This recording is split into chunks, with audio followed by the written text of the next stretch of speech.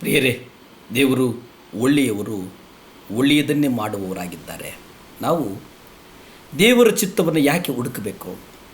ದೇವರೊಂದಿಗೆ ನಾವು ವೈಯಕ್ತಿಕವಾದಂಥ ಒಂದು ಸಂಬಂಧವನ್ನು ಇಟ್ಟುಕೊಳ್ಳದಿದ್ದರೆ ದೇವರ ಮಾರ್ಗದರ್ಶನ ನಮಗೆ ದೊರೆಯಲಾರದು. ಅನೇಕರು ವರಗಳನ್ನು ಅನುಗ್ರಹಿಸುವ ದೇವರನ್ನು ಬಿಟ್ಟು ವರಗಳನ್ನೇ ಅಪೇಕ್ಷಿಸುತ್ತಾರೆ. ದೇವರಿಗಾಗಿ ನಾವು ಹಾತೊರೆಯದೆ ಆತನ ಮಾರ್ಗದರ್ಶನ ಬಯಸೋದು ಅದು ಯಾವ ನ್ಯಾಯ?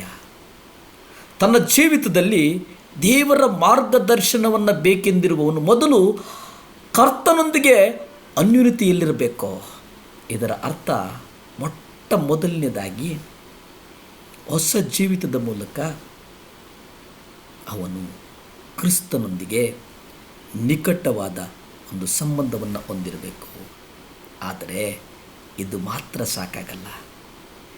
ದೇವರ ನಡೆಸುವಿಕೆಯನ್ನು ತಿಳಿಯಬೇಕಿದ್ದರೆ ಬೇರೆ ಪ್ರಮುಖವಾದಂಥ ಕರಾರುಗಳನ್ನು ನಾವು ಪಾಲಿಸಬೇಕು. ಇವು ಹಳೆ ಮತ್ತು ಹೊಸ ಒಡಂಬಡಿಕೆಯಲ್ಲಿ 2 ಸ್ಥಳಗಳಲ್ಲಿ ಸೂಚಿಸುತ್ತದೆ. ಜ್ಞಾನೋಕ್ತಿಗಳು 2ನೇ ಅಧ್ಯಾಯ 5, 6 ಮತ್ತು ರೋಮಾಪುರದವರಿಗೆ ಬರೆದ ಪತ್ರಿಕೆ 12, 1, 2.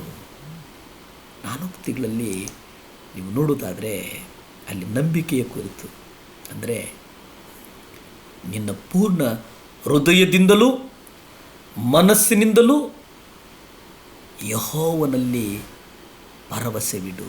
ಅಂದರೆ ನೀನು ಪೂರ್ಣ ಹೃದಯದಿಂದ ಕರ್ತನಲ್ಲಿ ಭರವಸೆ ಇಡು. ಕರ್ತನಲ್ಲಿ ಭರವಸೆ ಬಹಳ ಮುಖ್ಯ. ಇನ್ನು ಸ್ವಂತ ಬುದ್ಧಿಯ ಮೇಲೆ ಆಧಾರ ಮಾಡಿಕೊಳ್ಳಬೇಡ. ನಿನ್ನ ಎಲ್ಲ ಮಾರ್ಗಗಳಲ್ಲಿ ಆತನನ್ನು ಸನ್ಮಾನಿಸು. ಆಗ ಆತನು ನಿನ್ನ ಮಾರ್ಗಗಳನ್ನು ಸರಾಗ ಮಾಡ್ತಾನೆ. ಆತನನ್ನು ಸನ್ಮಾನಿಸು, ಆತನು ನಿನ್ನ ಮಾರ್ಗಗಳನ್ನು ಸರಾಗ ಮಾಡ್ತಾನೆ. ಅನೇಕ ಜನರು ದೇವರು ತಮಗೆ ಮಾರ್ಗದರ್ಶನ ಮಾಡುವುದನ್ನು ನಂಬದೇ ಕಾರಣ ಆತನ ಚಿತ್ತವನ್ನು ಅರಿತುಕೊಳ್ಳೋದಿಲ್ಲ. ದೇವರ ಮಾರ್ಗದರ್ಶನವನ್ನು ಹುಡುಕುವುದಕ್ಕೆ ನಂಬಿಕೆ ಪೂರ್ವಾಪೇಕ್ಷೆ. ನಮಗೆ ಜ್ಞಾನ ಕಡಿಮೆಯಾಗಿದೆ ಅಂತೇಳಿ ಅನೇಕರು ಬಿಟ್ಟು ಬಿಡ್ತಾರೆ. ಅಪೊಸ್ತಲ ಕೃತ್ಯಗಳು 22:14 ನೀವು ನೋಡಿ. ದೇವರು ತನ್ನ ಚಿತ್ತವನ್ನು ನೀನು ತಿಳಿದುಕೊಳ್ಳುವುದಕ್ಕೂ ಆತನ ಬಾಯಿಂದ ಒಂದು ಮಾತನ್ನು ಕೇಳುವುದಕ್ಕೂ ನಿನ್ನನ್ನು ನೇಮಿಸಿದ್ದಾನೆ.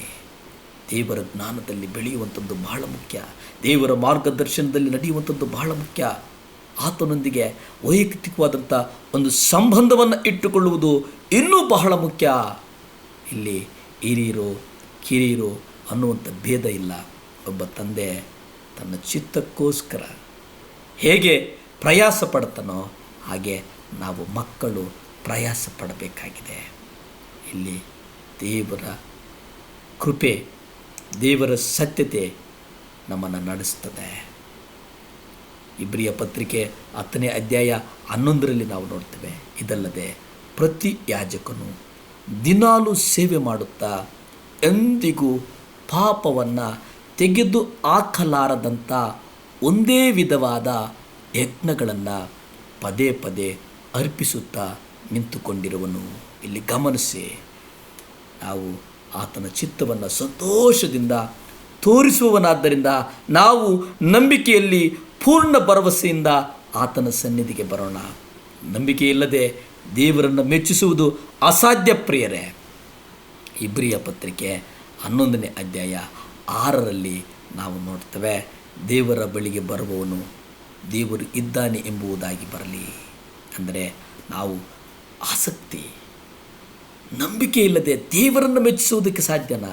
ಯಾಕೆಂದರೆ ತನ್ನನ್ನು ಜಾಗೃತಿಯಾಗಿ ಹುಡುಕುವವನಿಗೆ ಪ್ರತಿಫಲವನ್ನು ಕೊಡುತ್ತೇನೆ ಎಂಬುದಾಗಿ ದೇವರು ಹೇಳ್ತಾರೆ. ಪ್ರಾರ್ಥನೆ ಮಾಡಿಕೊಳ್ಳೋಣ. ಅಪ್ಪ, ಸಹಾಯ ಮಾಡಿಸ. ಪರಿಶುದ್ಧನೇ, ಸಹಾಯ ಮಾಡಪ್ಪ.